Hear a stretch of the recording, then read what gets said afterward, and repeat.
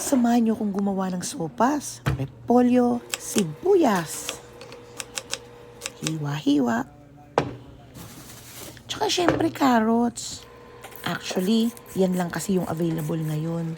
Minsan naglalagay din ako ng celery, pero dahil yan lang ang laman ng rep ko, pagkasyahin na natin kung anong meron. Pinakamatrabaho maghiwa. Wala din akong chicken meat, kaya spam na lang. Pwede din naman guys, di ba?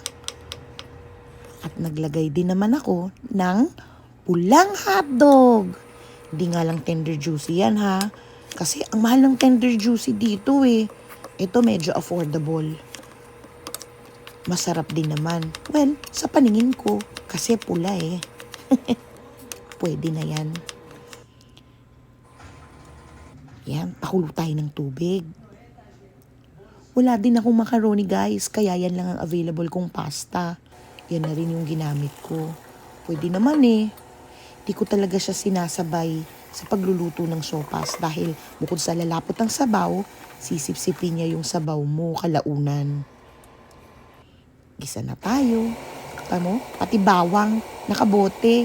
Yan lang din kasi ang available sa Costco. Tagal na namin hindi nakakapag-grocery sa labas. Sabi ko nga sa inyo kung ano lang yung meron. O ayan, di ko na ipapaliwanag yan ha. Madalas naman kayong nanonood ng vlog na dapat gigisa mong sibuyas hanggang maging translucent ang kulay nito. Ay, ang init. Kaya inom-inom muna din ako ng tubig. Ayan guys.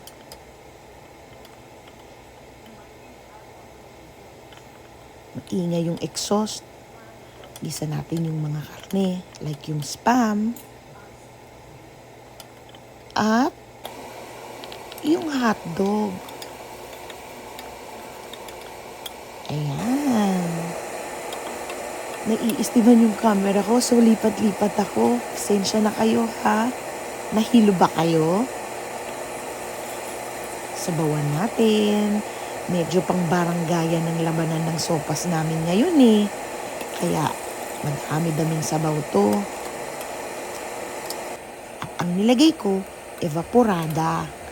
Mas masarap yan kaysa sa ibang gatas. Una kong ni-ready 2%, pero naalala ko mayroon akong ganyan sa pantry. Lagay na natin yung carrots. Tikman ko lang yung alat. At naglagay ako ng chicken broth.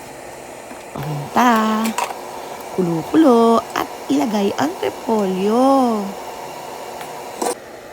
Tadan! Ngayon naman, lalagay ko na yung kalahati ng niluto kong pasta.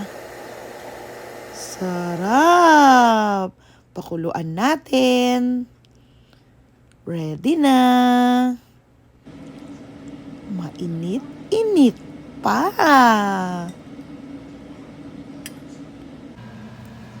Kain na tayo. Mabilis ang sopas.